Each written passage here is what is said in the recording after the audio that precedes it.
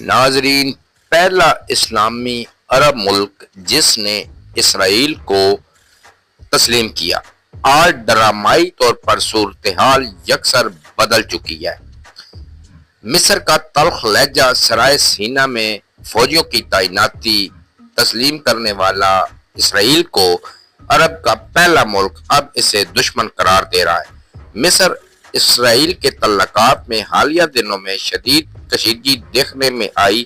صدر السیسی نے پہلی بار اسرائیل کو دشمن قرار دیا، جبکہ شمالی سینا میں فوجی تعیناتی اور دفاعی نظام کی تنصیب نے صورتحال مزید سنگین بنا دی۔